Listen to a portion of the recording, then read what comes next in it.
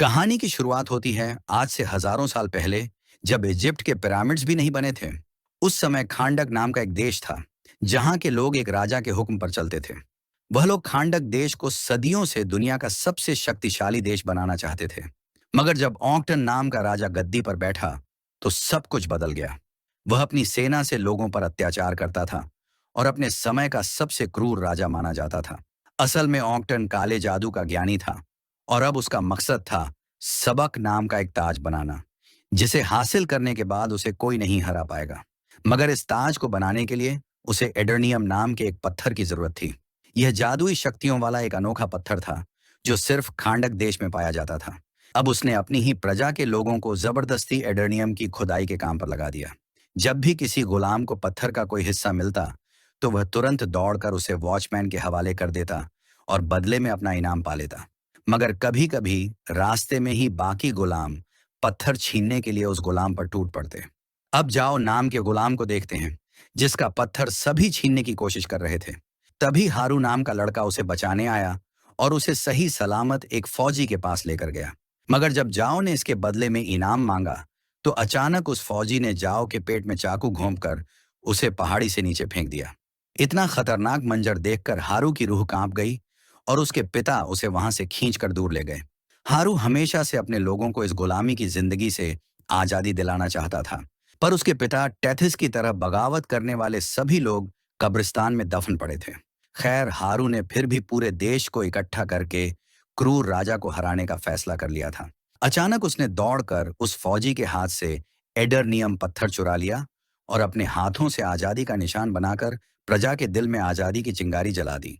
राजा ऑक्टन यह अच्छे से जानता था कि यह छोटी सी चिंगारी जल्द ही जबरदस्त आग का रूप ले सकती है। इसलिए उसने हारू को पूरी प्रजा के सामने फांसी देने का हुक्म दिया। वह अपने आखिरी समय में भी आजादी का नारा लगाता रहा। जैसे ही उसका सिर शरीर से अलग होने वाला था, अचानक एक चमत्कार हुआ। असल में धरती के जादुई रक्षकों ने उसे शांति लाने के लिए चुना था। इसलिए उन्होंने हारू को प्राचीन देवताओं की शक्तियां दी, जिससे वह बहुत ताकतवर बन गया। लेकिन तब तक ऑक्टन ने सबक ताज बना लिया था। हारू ने अपनी नई शक्तियों के साथ ऑक्टन के महल में जाकर उसे चुनौती दी। इस पर ऑक्टन ने अपने ताज की खतरनाक शक्तियों का इस्तेमाल किया।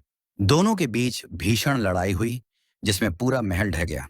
अंत में हारू की जीत हुई, लेकिन ऑक्टन ने सबक ताज को छुपा दिया ताकि यह कभी किसी के हाथ न लगे। उस दिन के बाद से कोई भी हारू को फिर से नहीं देख सका। लेकिन एक पुरानी कहानी के मुताबिक जब खांडक के लोग फिर से संघर्ष करेंगे, तब वह लौटेगा और उन्हें आजादी दिलवाएगा। अब सीन बदलता है और हम आज के खांडक देश में आते हैं, जो आतंकवादियों के कब्जे में है। इंटर गैंग नामक आतंकवादी संगठन ने खांडक पर पूरी तरह से कब्जा कर लिया था। लोग शहर से बाहर जाने के लिए सरहद पर तैनात गार्ड्स को कागज दिखाते थे। एक दिन एक वैन की तलाशी हो रही थी, और इस दौरान 14 साल का लड़का एमन अपने स्केटबोर्ड पर चुपके से सरहद पार करने की कोशिश करता है। लेकिन एक गार्ड ने उसे पकड़ लिया। गार्ड ने उसे तलाशी के लिए लाइन में खड़ा होने को कहा, लेकिन एमन ने उसे बुरा भला कह दिया। फिर गार्ड ने करीम नाम के आदमी को वैन लेकर निकलने को कहा। तभी गार्ड ने अपनी कलाई देखी और उसे एड्रियाना नाम की भगोड़ी की तस्वीर दिखाई। हम देखते हैं कि एड्रियाना वैन में छिपी हुई थी और एमन गाड़ी की खिड़की के साथ दौड़ रहा था। असल में एमन एड्रियाना का बेटा था, और वह अपनी माँ के साथ सबक ताज ढूंढने का मिशन पूरा करने की कोशिश कर रहा था। लेकिन उसकी माँ ने उसे समझाकर वापस घर भेज दिया। इसके बाद वे सभी नक्शे के अनुसार एक पहाड़ तक पहुंचे, जहां कहा जाता था कि सबक ताज छुपा हुआ था। तभी एड्रियाना ने अपनी दादी द्वारा दिया गया एक पेंडेंट देखा, जो एडरनियम पत्थर से बना था। समीर ने कहा कि अगर वे इस पेंडेंट को चोर बाजार में बेचें, तो बहुत अच्छा पैसा मिल सकता है। लेकिन यह उनके परिवार का एक पुराना और अहम पेंडेंट था, जो सदियों से उनके परिवार में था। इसलिए एड्रियाना को इसकी बहुत अहमियत थी। फिर करीम, जो एड्रियाना का भाई था, कहने लगा कि यह पेंडेंट उसे विरासत में मिला था और वह यह नहीं छोड़ सकता। खैर, पहाड़ पर पहुंचने के बाद तीनों ने ताज की खोज शुरू कर दी, और करीम गाड़ी में रहकर पहाड़ की रखवाली करने लगा। जैसे ही वे पहाड़ में घुसे, अचानक इस्माइल गायब हो गया और समीर उसे ढूंढने निकल पड़ा। वहीं बाहर करीम अपनी गाड़ी में बैठकर गाने सुन रहा था कि अचानक उसने समीर को पहाड़ से नीचे गिरते हुए देखा। करीम तुरंत उसकी मदद के लिए दौड़ा, लेकिन अचानक कई फौजियों ने उसे चारों ओर से घेर लिया। इसी दौरान पहाड़ के अंदर इस्माइल अचानक एड्रियाना के सामने आ गया, जिससे वह डर गई। एड्रियाना ने पूछा कि समीर कहाँ है, तो इस्माइल ने जवाब दिया कि वह थोड़ी ठंडी हवा खाने गया था। खैर, जल्द ही दोनों एडम की मजार तक पहुंचे और वहीं के पास सबक ताज था। एड्रियाना ने दो बड़ी चट्टानों के बीच कूदकर ताज को हासिल कर लिया, लेकिन उसी समय करीम को पकड़ने वाले फौजी अंदर आ गए और उन्होंने इस्माइल को गिरफ्तार कर लिया। इस्माइल ने चिल्लाकर एड्रियाना से भाग जाने को कहा, लेकिन फौजियों के लीडर ने करीम पर बंदूक तान दी। अब अपने भाई की जान बचाने के लिए एड्रियाना ने खुद को फौजियों के हवाले करने का फैसला किया। उसने एडम की मजार पर सिर झुकाकर एक खास मंत्र बोला, जिसके बाद अचानक वहां तेज रोशनी का उजाला हुआ और एक रहस्यमयी आदमी उनके सामने प्रकट हुआ। उसने एक फौजी को अपनी शक्ति से उठाकर उसे बिजली के झटके देकर मार डाला। उस समय बाकी फौजियों ने उस पर गोलियों से हमला किया और एड्रियाना ने इस मौके का फायदा उठाकर करीम के साथ भाग निकली। उधर फौजी अपनी बंदूकों से उस रहस्यमयी योद्धा को कुछ नहीं कर पाए। फिर उस योद्धा ने अपनी हाइपर स्पीड शक्ति से इन फौजियों को जल्दी से हटा दिया। इसी दौरान जब एड्रियाना ताज लेकर जा रही थी, एक बड़ा पत्थर उसके ऊपर गिरने वाला था, लेकिन वक्त पर उस रहस्यमयी योद्धा ने उसकी जान बचा ली। इस योद्धा का नाम था ब्लैक एडम, जो हजारों साल से इस पहाड़ में कैद था। अब इतने सालों बाद जब ब्लैक एडम पहाड़ से बाहर निकला, तो उसका सामना नए दुश्मनों से हुआ। कुछ हेलीकॉप्टर उस पर हमला करने आए थे, लेकिन ब्लैक एडम ने कभी सोचा भी नहीं था कि इंसान अब इतनी तरक्की कर चुके होंगे। वहीं दूसरी तरफ एड्रियाना और करीम अपनी वैन में वापस पहुंचे और जल्दी से वहां से निकल गए। रास्ते में एड्रियाना ने करीम को बताया कि उसने ताज हासिल कर लिया है और उनका मिशन अब पूरा हो गया है। उधर ब्लैक एडम और दुश्मनों के बीच भीषण लड़ाई शुरू हो चुकी थी। ब्लैक एडम ने दो हेलीकॉप्टरों को हवा में आपस में टकरा दिया, जिससे वहां जबरदस्त आग लग गई।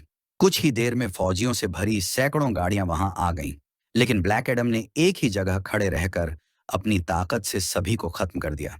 आखिरकार जब सब तबाह हो गया, तब ब्लैक एडम एड्रियाना की वैन के सामने आ गया, लेकिन तभी एक आखिरी फौजी ने उस पर बम फेंका। इतना बड़ा धमाका भी ब्लैक एडम को कोई नुकसान नहीं पहुंचा सका।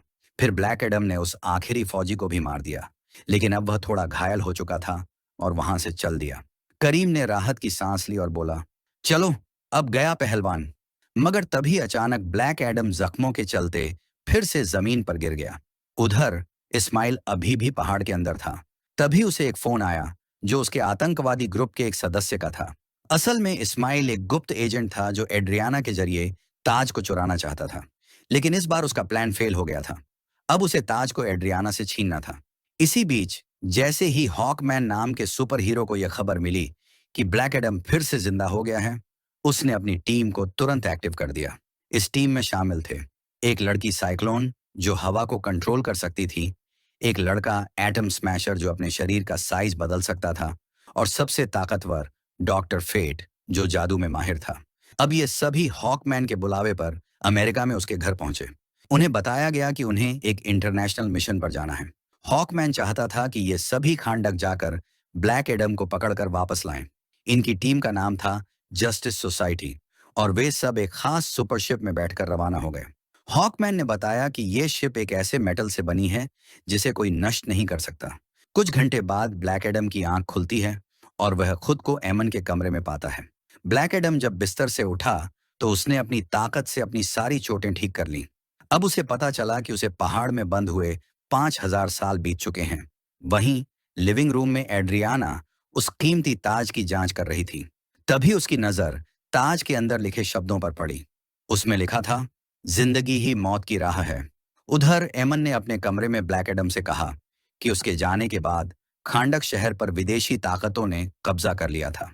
यहाँ के लोगों को गुलाम बना दिया गया, लेकिन खांडक के लोगों को पूरा विश्वास था कि एक दिन उनका रक्षक जरूर लौटेगा। इसलिए उन्होंने उसकी एक मूर्ति भी बनाई थी।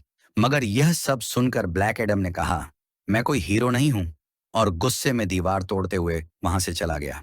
अब ब्लैक एडम बाहर की दुनिया को देखने निकल पड़ा। उसके पीछे से एमन भी एक गुप्त रास्ते से उसका पीछा करने लगा, ताकि उसकी मां को पता न चले। वहीं दूसरी तरफ जस्टिस सोसाइटी की उड़ने वाली शिप खांडक पहुंचने ही वाली थी। शिप में डॉक्टर फेट ने सभी को प्लान बताया। अगर ब्लैक एडम से सजाम कहलवाया जाए, तो उसकी सारी ताकतें चली जाएंगी और उसे पकड़ना आसान हो जाएगा। इधर एमन ने भागते हुए एक फौजी का वॉकी टॉकी चुरा लिया और उसमें से एक मैसेज सबको भेजा, खांडक का चैंपियन वापस लौट आया है। फौजियों ने उसका पीछा किया, लेकिन एमन अपने स्केटबोर्ड से तेजी से भाग निकला। उसने दोनों हाथों से एक तिकोना निशान बनाकर ब्लैक एडम को संकेत देने की कोशिश की, लेकिन थोड़ी ही देर में फौजियों ने उसे पकड़ लिया। एड्रियाना उसे छुड़ाने आई और गार्ड से बहस करके एमन को आजाद करवा लिया, मगर जल्द ही उन्हें पता चल गया कि एड्रियाना भी एक वांटेड है। तभी अचानक ब्लैक एडम वहां आ गया और सबको बचा लिया। एक गार्ड ने उसके सिर पर लोहे की छड़ मारी तो ब्लैक एडम ने उसे उठाकर बहुत दूर फेंक दिया। फिर बाकी फौजियों ने उस पर गोलियां चला दी, मगर उसने सबको एक एक करके खत्म कर दिया। जैसे ही वह दो दुश्मनों को लेकर उड़ रहा था, जस्टिस सोसाइटी की शिप सामने आ गई। ब्लैक एडम ने फौजियों को ऊपर से नीचे फेंका। तभी हॉकमैन शिप से कूद गया, अपने सूट को चालू किया और हवा में ही दोनों को पकड़कर सुरक्षित जमीन पर उतार दिया। मगर उसकी ये बहादुरी बेकार गई, क्योंकि ब्लैक एडम ने बिजली गिराकर उन फौजियों को वहीं खत्म कर दिया। कुछ ही पलों में डॉक्टर फेट वहां आ गया और उसने ब्लैक एडम से कहा कि अब उसे शांति से उनके साथ चलना होगा। लेकिन ब्लैक एडम ने साफ कहा, जब मैं मरा था तब एक गुलाम था, अब जब वापस आया हूं तो किसी भगवान से कम नहीं। मैं अब किसी के सामने सिर नहीं झुकाऊंगा। यह सुनकर डॉक्टर फेट ने उस पर हमला कर दिया। उसने अपने दिमागी जादू से चारों ओर एक ऐसा दृश्य बना दिया जैसे ब्लैक एडम का पुराना शहर दोबारा जिंदा हो गया हो। यह सब देखकर ब्लैक एडम कुछ देर के लिए चौंक गया। तभी हॉकमैन ने मौका देखकर अचानक उस पर जोरदार वार किया। ब्लैक एडम को गुस्सा आ गया और उसने हॉकमैन को बिजली के झटके देकर ऊपर आसमान तक उड़ा दिया और हवा में ही उसे मारने लगा। लेकिन डॉक्टर फेट बीच में आया और ब्लैक एडम को जोर से जमीन पर गिरा दिया। अब बारी थी साइक्लोन और एडम स्मैश की। साइक्लोन ने अपनी ताकत से एक बहुत बड़ा हवा का बवंडर बनाया और उसमें लोहे की छड़ें उड़ाकर ब्लैक एडम को फंसाने की कोशिश की, लेकिन ब्लैक एडम उस जाल से भी बाहर निकल आया। तभी डॉक्टर फेट ने दोबारा उसे रोकने की कोशिश की। फिर साइक्लोन और हॉकमैन ने मिलकर उस पर आखिरी बार हमला किया। ब्लैक एडम अब पूरी तरह गुस्से में था। उसने अपनी सारी ताकत एक साथ निकाल दी और सबको धूल चटा दी। उसे लगा कि अब सब खत्म हो गया, मगर तभी एडम स्मैश ने अपनी भारी भरकम ताकत से एक जबरदस्त मुक्का मारा, जिससे ब्लैक एडम जमीन पर गिर पड़ा। लेकिन ब्लैक एडम फिर से खड़ा हुआ और एक ही घूंसे में एडम स्मैश को बेहोश कर दिया। इसके बाद खांडक के लोगों ने खुश होकर ब्लैक एडम के समर्थन में नारे लगाए। ब्लैक एडम वहां से चला गया। डॉक्टर फेट ने अपनी टीम से कहा, अब कोई भी ब्लैक एडम का पीछा नहीं करेगा, क्योंकि हम में से कोई भी उसे नहीं हरा सकता। फिर वो अपनी टीम के साथ एड्रियाना के पास पहुंचा, क्योंकि उसने एक सपना देखा था कि सबक ताज एड्रियाना के पास है। मगर एड्रियाना ने साफ कहा, मेरे पास कोई ताज नहीं है। उधर जब ब्लैक एडम और जस्टिस सोसाइटी की लड़ाई चल रही थी, तभी एमन ताज को चुपचाप अपने बैग में डालकर वहां से निकल गया था। बाद में एड्रियाना ने जस्टिस सोसाइटी के साथ पुराने महल में जाने का फैसला किया। यही वह जगह थी जहां कभी ब्लैक एडम रहा करता था। पुरानी कहानियों के मुताबिक करीब 5000 साल पहले ब्लैक एडम ने इसी महल से अपने लोगों को आजादी दिलाने की कोशिश की थी। लेकिन हीरोज की टीम का कहना था कि वह बदले की आग में था, आजादी दिलाने नहीं। उसी वक्त उसके गुस्से ने उसके अंदर की ताकत को काबू से बाहर कर दिया और पूरा महल तबाह हो गया।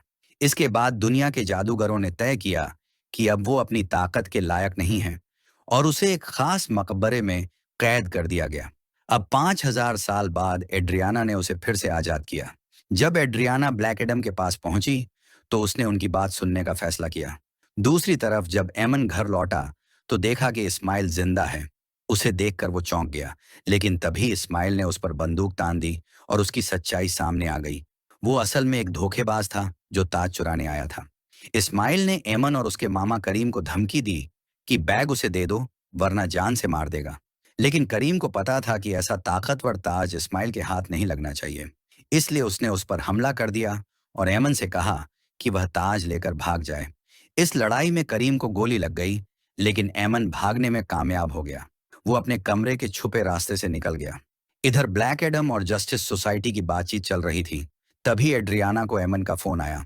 उसने बताया कि इंटर गैंग उसके पीछे लगी है और वह फिलहाल एक बिल्डिंग में छिपा है। एड्रियाना ने ब्लैक एडम से मदद की गुहार की। ब्लैक एडम बिना समय गंवाए वहां पहुंचा और देखा कि दुश्मनों ने एमन को पकड़ रखा है। ब्लैक एडम ने उन्हें छोड़ने को कहा, लेकिन एक दुश्मन ने एमन को ऊपर से फेंक दिया। शुक्र था कि ब्लैक एडम ने वक्त रहते उसे पकड़ लिया। अब वह बाकी दुश्मनों को खत्म करने ही वाला था कि इस्माइल ने अचानक एमन को फिर से पकड़ लिया और उसके सिर पर बंदूक रख दी। इस्माइल ने बैग लेकर पूछा कि ताज कहाँ है, लेकिन एमन कुछ नहीं बोला। तब इस्माइल ने उसे बंधक बना लिया। जब ब्लैक एडम को यह खबर मिली तो वह गुस्से से आग बबूला हो गया। इस्माइल ने एमन को एक उड़ने वाली बाइक के पीछे के डिब्बे में छिपा लिया था। वहीं से एमन ने अपनी मां को फोन करके बताया कि वह कैद में है। यह सुनकर जस्टिस सोसाइटी भी उसकी मदद के लिए निकल पड़ी। ब्लैक एडम एक एक करके हर उड़ती मोटरसाइकिल की तलाशी ले रहा था और रास्ते में जो भी दुश्मन मिलते उन्हें खत्म करता जा रहा था।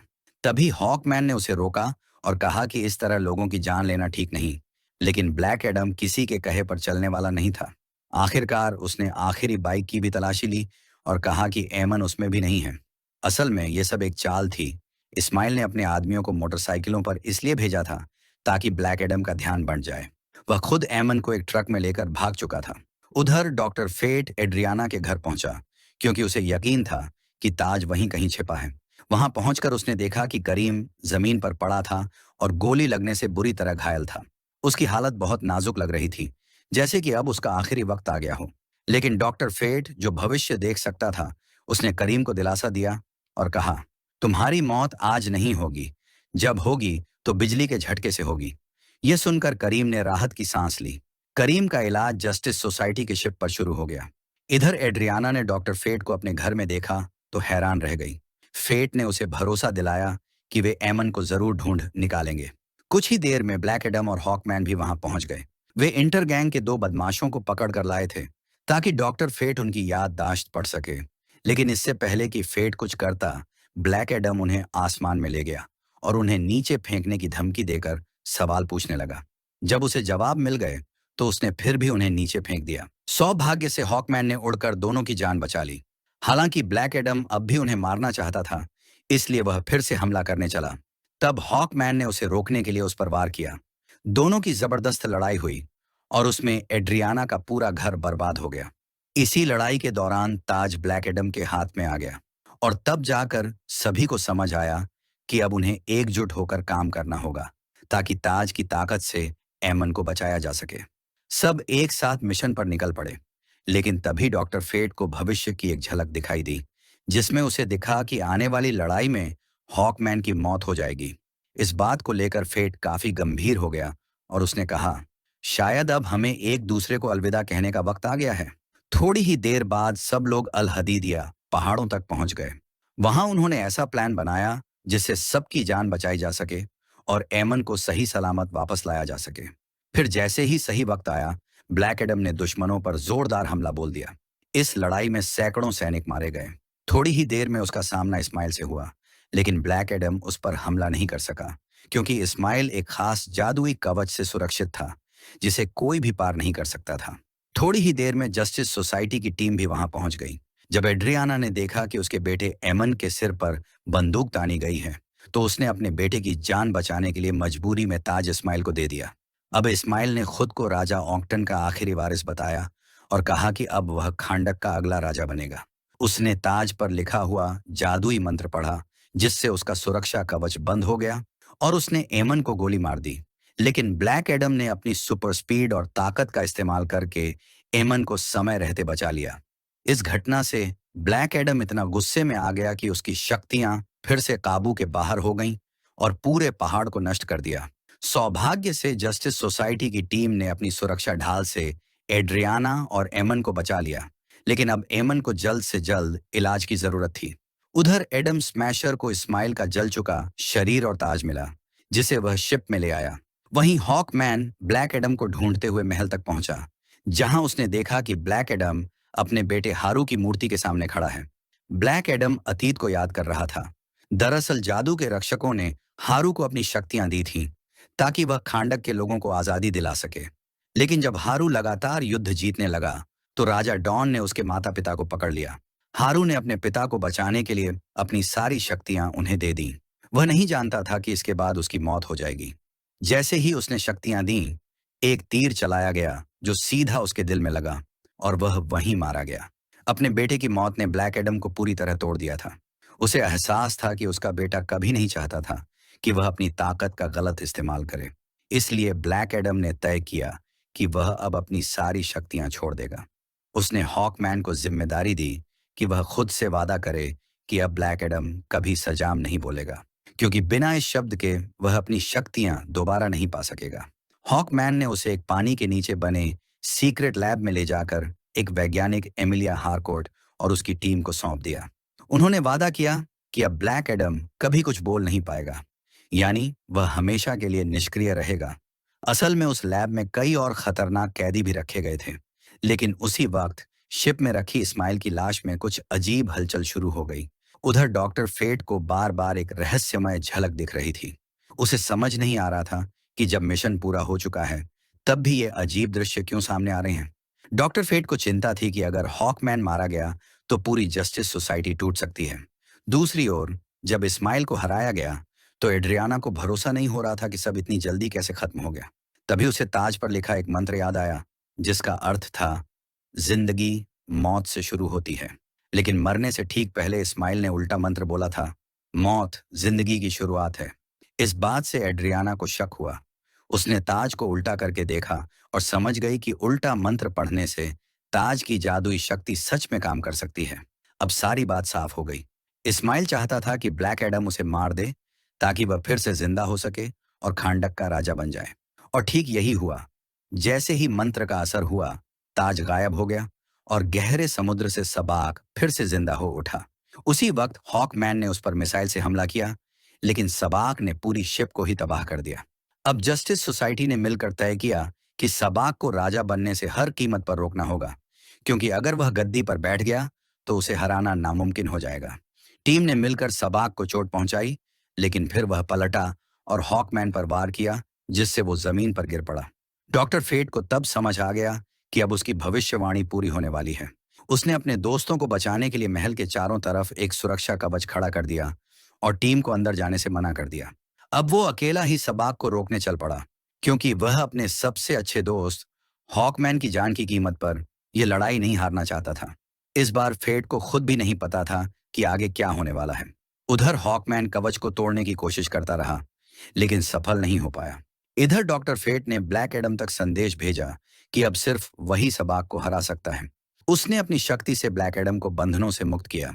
वहां मौजूद गार्ड्स ने उसे रोकने की कोशिश की, लेकिन ब्लैक एडम, जिसकी ताकतें अब भी उससे दूर थीं, फिर भी सभी को पछाड़कर समुद्र में कूद गया। उधर सबाक ने डॉक्टर फेट पर आखिरी घातक हमला किया, जिससे सुरक्षा कवच टूट गया। हॉकमैन दौड़कर डॉक्टर फेट को बचाने गया, लेकिन जब तक वो पहुंचा, फेट अपनी जान गंवा चुका था। अब सबाक ने ताज पहन लिया और एक भयंकर आग की लपट के बीच खांडक का नया राजा बन बैठा। जैसे ही सबाक ने ताज पहना, पाताल की शैतानी सेना बाहर निकल आई और आम लोगों पर हमला करने लगी। एड्रियाना उनका सामना करने को तैयार थी, लेकिन तभी उसका भाई करीम भी वैन लेकर वहां पहुंच गया। करीम को इन जॉम्बियों से कोई डर नहीं था, क्योंकि डॉक्टर फेट ने पहले ही कहा था कि वह बिजली के झटके से मरेगा, और जॉम्बी तो बिजली नहीं मारते। उधर एड्रियाना के कहने पर एमन ने भी हिम्मत दिखाई और आम लोगों से लड़ाई में मदद मांगी। वहीं दूसरी ओर ब्लैक एडम गहराई से बाहर निकला और जैसे ही उसने सजाम कहा, उसकी सारी शक्तियां वापस आ गईं। सबाक ने तब हारू की मूर्ति गिरा दी, जो सीधी एमन पर गिरने वाली थी, लेकिन ठीक समय पर ब्लैक एडम आया और उसने एमन की जान बचा ली। इसके बाद ब्लैक एडम ने सीधा सबाक का सामना किया और दोनों के बीच जबरदस्त लड़ाई शुरू हो गई। शुरुआत में सबाक भारी पड़ रहा था, लेकिन तभी हॉकमैन भी मैदान में कूद पड़ा। उसने सबाक पर हमला किया, लेकिन जैसा कि डॉक्टर फेट ने देखा था, वह घायल हो गया। मगर असल में यह हॉकमैन का असली शरीर नहीं था। उसने डॉक्टर फेट के हेलमेट की मदद से अपनी कई नकली कॉपियां बना ली थीं, जो सबाक को चारों तरफ से घेर कर हमला कर रही थीं। इधर ब्लैक एडम ने अपनी ताकत का पूरा इस्तेमाल करते हुए सबाक के शरीर को दो हिस्सों में चीर दिया। जैसे ही सबाक मरा, पाताल से आए सभी जॉम्बी भी गायब हो गए। अब आम लोग जीत के नारे लगाने लगे और जश्न मनाने लगे।